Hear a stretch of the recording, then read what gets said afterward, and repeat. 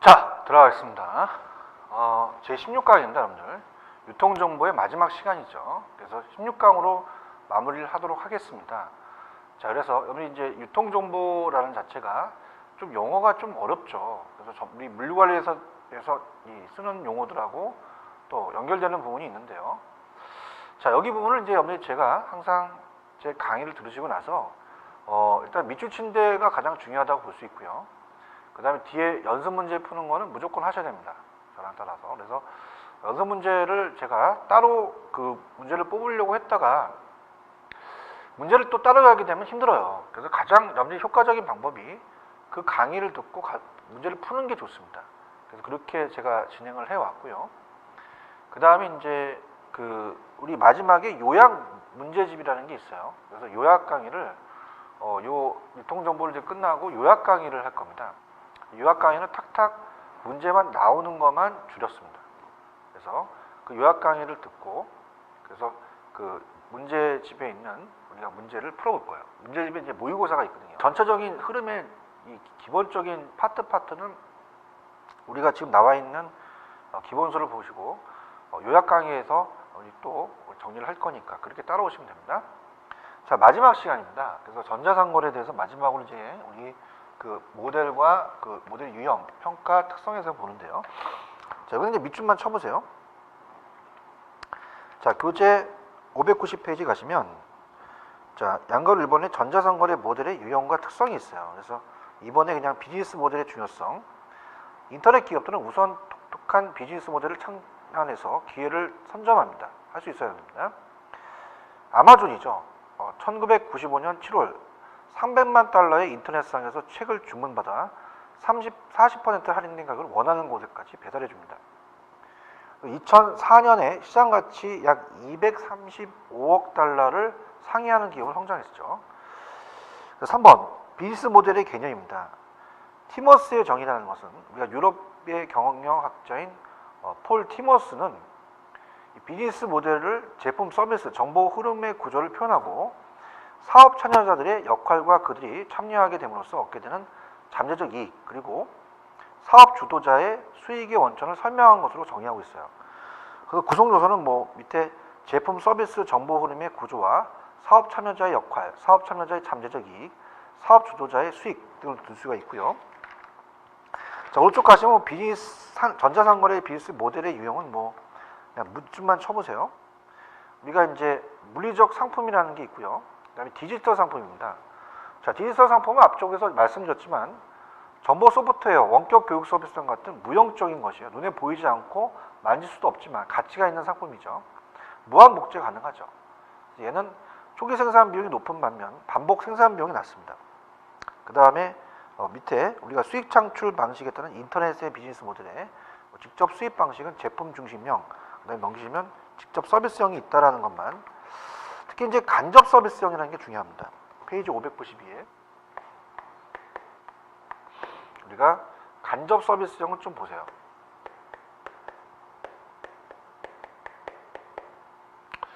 자, 얘는 이제 이 서비스를 직접 제공하지 않고 서비스를 연결해주고 중개 수수료를 받습니다. 중개 수수료. 그래서 증권, 금융, 중개 서비스를 제공하고 있는 인터넷 가상금융기관인 SFNB, 항공편, 호텔, 렌터카, 패키지, 휴가상품 등 종합 여행 정보를 중개 서비스를 제공하고 있는 우리가 얘기가 되겠죠. 그래서 간접 수입 방식은 다양한 부가 서비스 제공입니다. 그래서 밑에 배너 광고 아시잖아요. 웹사이트에 나와 있는 자사의 광고를 끼워 넣는 것이죠. 스폰서십. 그래서 특정 사이트의 한 페이지를 후원하거나 단기적인 이벤트를 위해서 널리 알려진 사이트입니다. 우리가 그렇게 보시면 되고, 무료 메일 제공, 사이버 커뮤니티 형성, 싸이월드가 이제 대표적이었죠 옛날에. 제휴 프로그램이 이제 미국의 인터넷 가상 서점인 아마존에서 시행하고 있는 가장 성공적인 사례로 볼 수 있고, 프로그램 무상 배포. 프로그램 무상 배포는 이제 소프트웨어 회사의 인지도를 높이는 거죠. 쉐어웨어, 또 엄밀하게 이제 여러 가지 플라이웨어 이런 것들이 이제 있고요. 무상으로 사용하게 하되 인터넷을 통해서 프로그램에 광고 내보내는 애드웨어가 있습니다. 자, 애드웨어라는 것은 자, 애드웨어. 자, 얘는 애드가 이제 광고죠. 광고와 소프트웨어. 소프트웨어가 이제 합성화가 되는 겁니다. 그 다음에 이제 전자상거래와 이비즈 및 유비즈라고 하는데요. 자, 전자상거래와 이비즈라는 것은 자, 밑에 초기엔 주로 부가가치 그 통신망에서 기반을 둔 EDI에서 전자상거래가 이루어졌으나 인터넷 전반적으로 활용됨에 따라서 전자상거래 이비즈니스로 전개가 되고 있죠. 그 이를 보시면은 이비즈, 그 다음에 또 이비즈니스, 인터넷과 이 통신, 정보통신 IT를 이용해서 구매, 제조, 유통, 판매, 서비스로 이어지는 비즈니스 전과정을 재조정해서 경영활동의 효율성과 생산성을 높입니다. 새로운 사업기회를 창출하는 조직화된 혁신 활동을 의미하죠. 그래서 이제 양가로 이번에 넘기시면은 전자상거래와 이 비즈는 유비쿼터스 비즈니스예요. 비즈니스. 그래서 유비쿼터스는 언제 어디서나 어디에서나 이런 뜻이죠. 그래서 현실 세계, 물리적 공간에 컴퓨터를 통한 가상공간, 전자공간을 결합해서 언제 어디서나 보이지 않는 선으로 연결해서 정보를 교환함으로써 경영관리, 쇼핑과 매장관리, 공급사슬 관리, 고객관계관리, CRM, 그다음에 우리가 자산의 유지관리, 그 다음에 제조공정관리, 물류 및 유통관리 등 다양한 분야에서 활용할 수 있는 새로운 비즈니스 어플리케이션을 체제를 이제 정리할 수 있습니다. 자, 얘의 특징은 우리가 이 개인화, 맞춤 마케팅이 가능하고 이동성, 모바일이 이제 가미된 무선이죠. 연결성, 환경에서 언제 어디서나 비즈니스가 이루어지고 항상 네트워크와 연결이 됩니다. 실체성, 전자적 공간과 물리적 공간이 결합된 제3의 공간의 유비쿼터스 공간에서 비즈니스가 이루어지고요. 그다음에 편제성, 휴대용 기기뿐만 아니라 다양한 환경 및 사물 등에 내재되어 있는 컴퓨터를 이용해서 비즈니스가 이루어집니다. 융합성, 하나의 제품이 다양한 기능을 수행하는 복합 제품이 등장하죠. 그 다음에 지능화, 인텔리전스, 지능화되고 다양성, 버라이어티. 그래서 이 유비쿼터스 환경에서의 비즈니스는 전에는 없었던 새로운 형태, 종종과 달리 이 형태의 모델과 모형과 수익 모델의 창출이 기대되고요.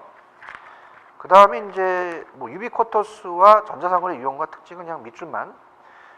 유비쿼터스는 라틴어로 물이나 공기처럼 시공을 초월해 언제 어디서나 존재한다는 겁니다.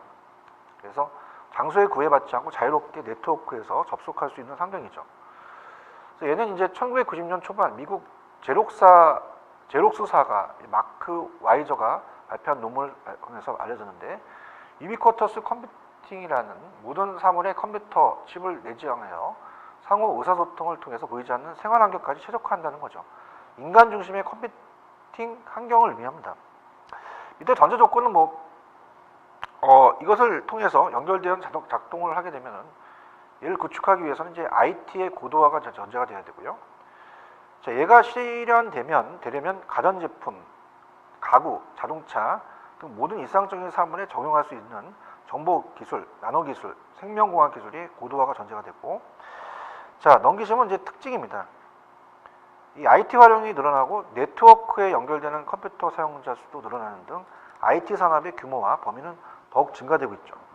두 번째, 전자기기의 컴퓨팅과 통신 기능이 부과된 겁니다. 그래서 이와 같은 센서, 프로세서, 커뮤니케이션, 인터페이스 보안 등의 핵심 기술 요소로 이제 하죠. 자, 무선 인터넷의 보급 확대, 와이파이죠. 우리가 반도체 칩의 그 용량성 강화, 그 다음에 전자기기의 소형화, 전자칩을 내장한 전자기기의 발전, 가격의 하락 등의 요인으로 유비쿼터스 컴퓨팅 비율은 도래될 겁니다. 자, 리얼해 보시면 안정성이 우선적으로 확보돼야 되고 지적하고 있고요. 인터넷 상황과 상용화 이후의 크래킹, 바이러스 등 사이버 범죄가 확산되고 있죠. 약간 우려성이 있죠. 그 다음에 이제 우리가 그런 식으로 이제 보시면 되고, 유비쿼터스 컴퓨팅이라는 것은 여러 유사한 컴퓨팅의 개념과 관념을 가지고 이를 통해서 유비쿼터스의 컴퓨팅의 특징을 이제 파악을 한다면, 자, 요거는 좀 체크를 해보세요. 그래서 이제 밑에 유비쿼터스 컴퓨팅은 좀 체크를 하겠습니다. 편제형 컴퓨터에다 좀 별표를 쳐놓으세요.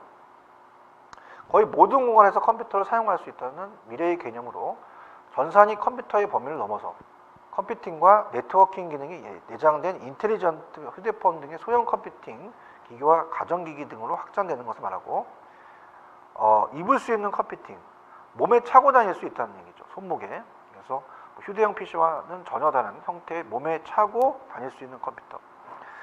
체내 이식형. 자, 우리가 인간 신체의 일부로 만드는 차세대 컴퓨팅 패러다임입니다. 팔뚝 같은데. 노매드는 유목민, 방랑자 등의 의미하는 건데요. 자유자재로 이동하면서 컴퓨터를 사용합니다. 그래서 컴퓨팅 사용자가 이동하고 있을 때 네트워크에 연결되어 있는 것을 의미한다. 상황인식 컴퓨팅. 사용자의 작업과 관련 있는 적절한 정보 또는 서비스를 사용자에게 제공하는 과정을 상황. 그래서 즉 사용 장소, 주변 사람과 물체 및 사용자 해당 어플리케이션 자체 등을 사용하고 시간이 경과되면 이러한 대상의 변화까지 우리가 수용할 수 있는 시스템입니다. 위치 기반 서비스, 보통 LBS라고 하는데 물류에서 쓰는 말입니다. 그래서 사물의 위치를 실시간에 추적해서 자동으로 인식함으로써 우리가 위급 사항이나 특정 서비스를 제공하는 친구 찾기, 길 찾기, 위험, 물질 추적, 타겟 마케팅 등에 이용되죠. 유비쿼터스에 대한 기술이라는 것은 뭐 자동 인식 기술은 이제 RFID 같은 게 이제 옛날 공부했던 게 대표적이고요. 그래서 이제 무선식별 RFID죠. 그래서 우리가 무선 주파수, 그래서 자동 인식 기술의 하나로서 전파 신호를 통해서 비접촉식으로 사물에 부착된 얇은 평면 형태의 태그를 식별해서 정보를 처리하는 시스템. 우리 RFID 앞에서 배웠죠. 모바일 RFID, PDA 등 핸드헬드 형태의 RFID 리더기에 휴대전화에 리더기를 탑재해서 인식된 태그와 부합된 정보를 이동통신망으로 고객에게 보내주는 겁니다. 그 다음에 뭐 유무선, 우리가 그 네트워킹 기술이라는 것은, 자, 넘기시면 와이브로죠. 그래서 이동하는 겁니다. 시속 60km 이상 달리는 차량에서 언제 어디서나 노트북이나 휴대전화 등을 이용해서 고속으로 무선 인터넷에 접속할 수 있는 서비스고요. 고속 하향 패킷 접속, 무선 이동 환경에서 최대 10 메가비트 퍼 세컨드라고 하죠. 이 고속 패킷 데이터 서비스를 제공하기 위한 전송구역으로 이동통신을 이용한 인터넷 접속이다. 블루투스라는 얘기 들어보셨잖아요. 우리가 무선 데이터 통신의 규격인 개발 코드명으로 최대 데이터 전송 속도를 우리가 1 메가비트 퍼 세컨드의 최대 전송 거리 10메다의 무선 데이터 통신 시련을 분류한다. 위치 인식 기술이 있고요. 그래서 GPS라는 얘기 들어보셨죠. 센서 네트워크 기술, USN. 그래서 각종 센서에서 감지한 정보를 또 무선으로 수집할 수 있도록 구성을 한 네트워크를 말한다. 그 다음에 이제 제2절로 이제 바꿔보면, 제2절 우리가 598페이지로 가시면, 자, 제2절에 나와 있는 건 이제 이 전자상거래 시스템이죠.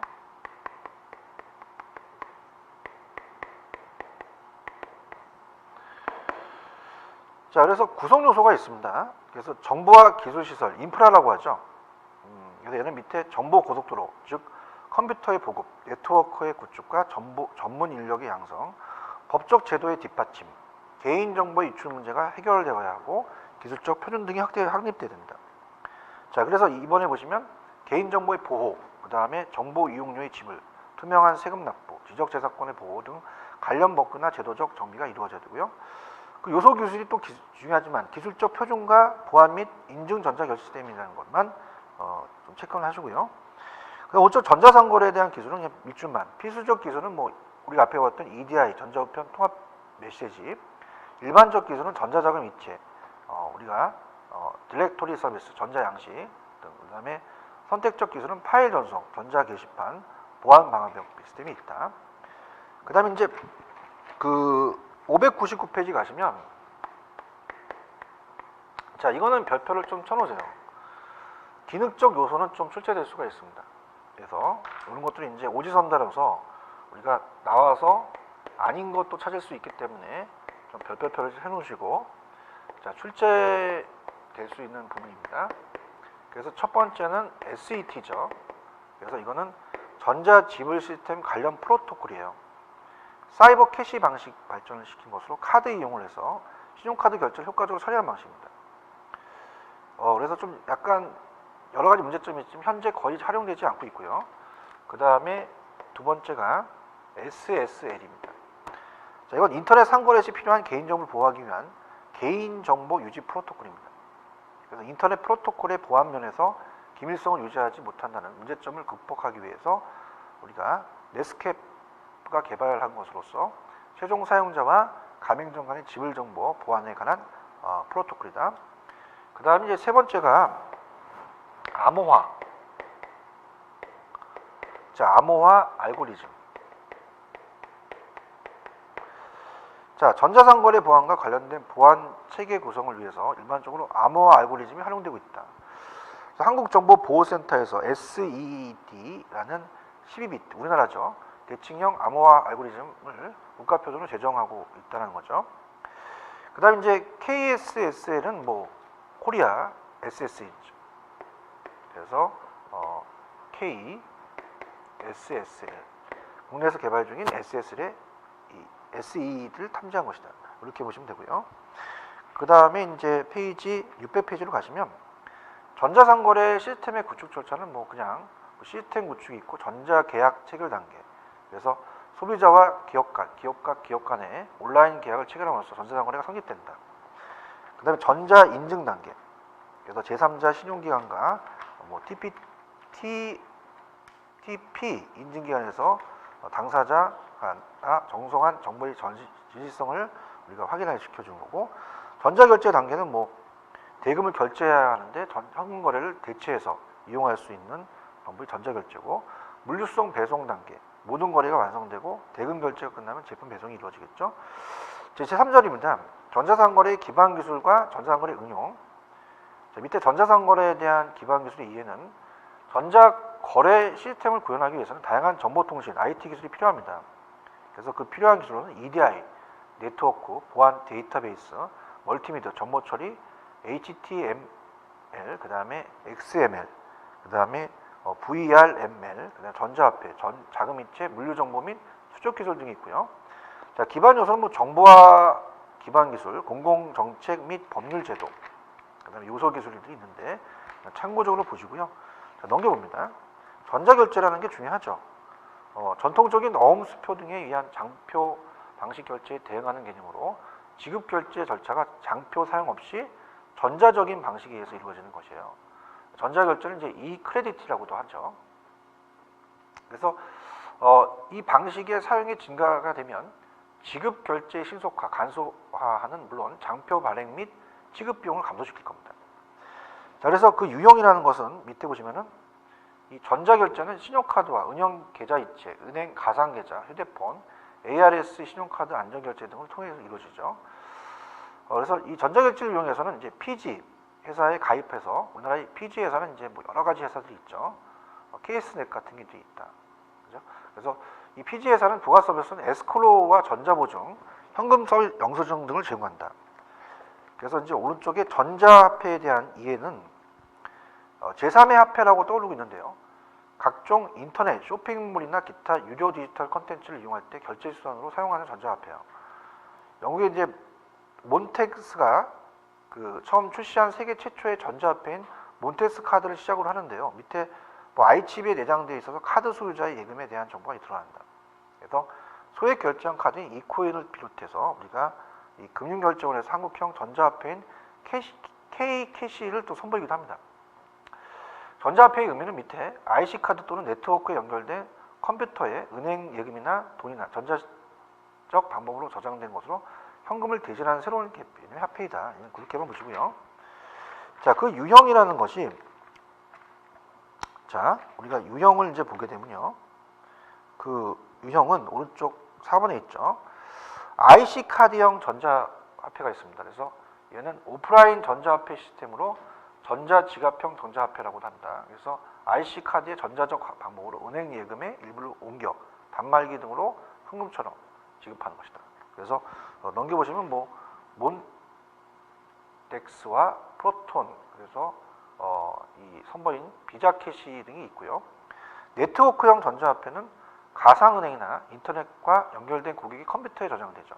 사이버 코인과 이캐시가 있다. 그래서 우리가 보통 네덜란드 디지캐시 회사에서 발행한 것으로서 인터넷을 통해서 온라인 지불하는 최초의 전자화폐다.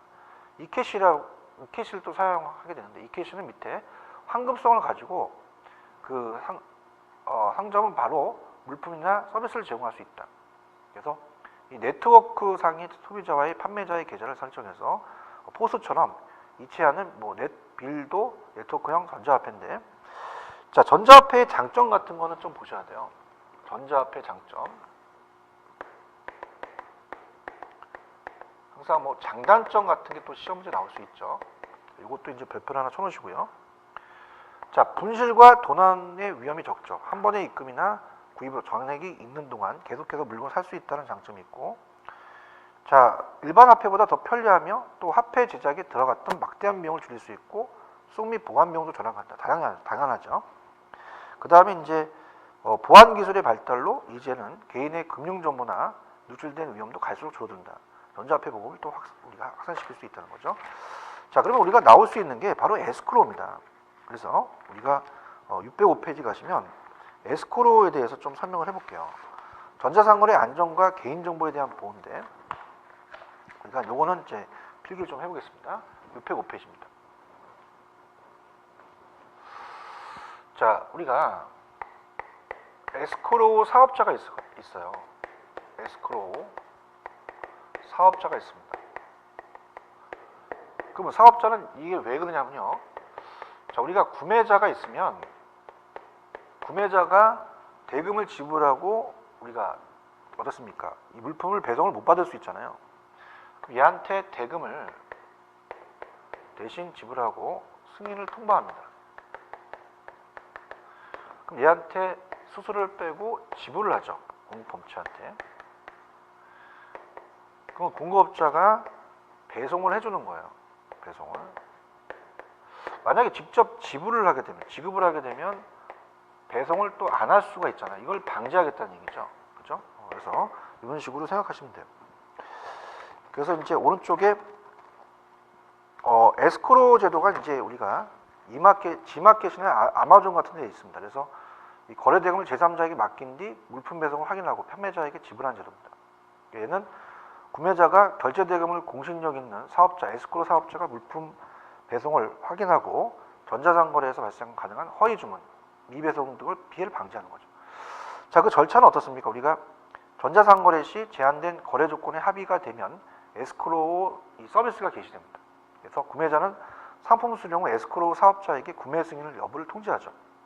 장점은 이제 미배송 등에 따른 피해를 사전에 예방하고 소비자에게 신뢰감을 준다는 게 중요하죠. 줌으로써 구축으로 매출 증대 효과를 기대하고 양 당사자들을 모두 보호하는 성격이 강합니다.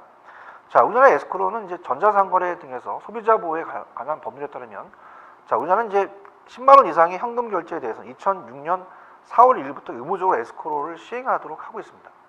자, 이 사업자는 이 소비자부터 재화 등을 공급받은 사실을 통보받는 후에 예치된 결제 대금을 판매업자에게 지급하도록 되어 있죠. 소비자가 정당한 사유 없이 공급받은 사실을 통보하지 아니할 때는 이 재화 등의 소비자에게 배송 완료 날부터 우리가 3영업일 이상이 지난 후에 결제 대금을 판매업자에게 지급할 수 있다. 그 전에 통보해야 되죠. 그래서 이제 그렇게 보시고 SSL이라는 게 있어요. 그래서 인터넷 상거래 시 필요한 개인정보를 보호하기 위한 개인정보 유지 프로토콜입니다. 그래서 인터넷 프로토콜의 보안 면에서는 우리가 기밀성을 유지하지 못한다는 문제점을 극복하기 위해서 네스케이프사가 개발을 했죠. 그래서 신용카드 정보의 보안 유지에 가장 많이 또 사용되고 있습니다. 자, 넘겨보시면 최종 사용자의 가맹점 간의 지불 정보 보안에 관한 프로토콜이라고 할 수 있죠. 그래서 SET는 지불 프로토콜이라고 합니다. 밑에 박스. 그래서 SET는 사이버 캐시 방식을 발전시킨 것으로 카드 이용자와 신용카드 회사, 상점 등이 연계해서 신용카드 결제를 효과적으로 처리하는 방식이에요. 그래서 SET는 표준적으로 인정을 받았으나 우리가 사용의 번거로움, 처리 시간의 지연, 고비용 등은 거의 활용되지 않고 있죠. 자, 그 다음에 이제 우리가 606페이지가 마지막으로 시험 문제 나오는 건데요. 자, 이거는 이제 비교를 하고 문제를 한번 풀 겁니다. 606페이지가 중요한데요. 자, 요거는 출제될 가능성이 높아요. 시험에 나옵니다. 별표를 한 2개 정도 쳐놓으세요. 3개 정도 칠까요? 꼭 나올 수가 있는데 암호화 방식입니다. 암호화. 자, 이거는 이제 우리가 어떻습니까? 공개키 암호화 방식이라는 게 있죠. 그래서 RS의 방식이고 비대칭이라고 합니다. 비대칭 암호화 방식은 평문을 가진 자가 A 공개키로 암호화하려면 그 암호화문을 수신한 사람은 암호화 시킬 때 공개키죠. 공개키 암호화 방식. 사용한 A의 공개키를 풀기 위해서는 A 개인키를 사용해서 복호화시킨 뒤에 원래의 평문 내용을 볼 수 있다는 거죠. 그 다음에 이제 이거는 키 관리가 용이하며 그 다음에 안정성이 뛰어납니다. 안정성이 우수하다는 거죠. 전자서명이나 신분인증 프로토콜 등에서 적용이 용이한 장점이 있다. 근데 이제 우리가 비밀키가 있습니다. 자, 비밀키. 자, 비밀키 암호화 방식이에요. 자, 이거는 이제 대칭키 암호화 방식입니다. 대칭키 암호화 방식. 키 분배가 어려워요. 비밀키를 안전하게 전달할 수 있는 통신 채널이 마땅히 없습니다. 그래서 키 분배가 어렵죠. 비밀키를 안전하게 전달할 수 있는 통신 채널이 마땅히 없는데, 자, 평문을 가진 자가 자신의 소유한 비밀키로 평문을 암호화시키려면 그 암호문을 수신한 사람은 암호화시킬 때 사용한 동일한 키를 사용해서 복호화시키는데 원래의 평문 내용을 볼 수 있도록 하는 방식입니다. 그래서 암호화 및 복호화 속도가 빠르지만 어떤 방법으로 자신의 비밀키를 수신자에게 정확히 전달할 것인가 문제가 있죠. 그래서 SED, DES, AES, RC2, IDEA 등 대칭키 암호화 알고리즘입니다.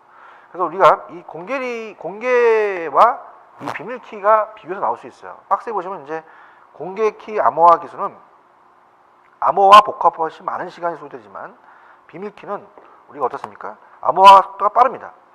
그 다음에 공개키 암호화 기술이 상대적으로 키 변화의 빈도가 작지만, 자, 이 비밀키는 안정성을 위해서 키를 자주 바꿔야 하고요.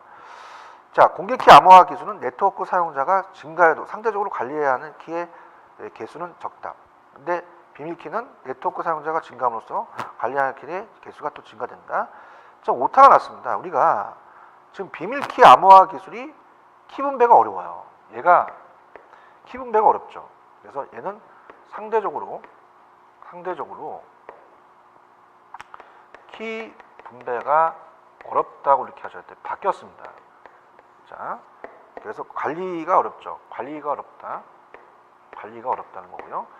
자, 공개키는 어떻습니까? 자, 공개키는 안전한 키 분배가 용이하죠. 안전한 키 분배가 용이하다. 자, 이렇게 봅니다. 자, 바꿔주셔야 되는데요. 그래서 대칭키에 대한 우리 비밀키 암호화 키는 키 분배가 어려워요. 그래서 비밀키를 안전하게 전달할 수 있는 통신 채널이 마땅히 없는데, 자, 이건 이제 문제를 풀면서 제가 오타난 걸 좀 확인시켜 드릴게요. 자, 마지막입니다. 662페이지 가시면 662페이지입니다.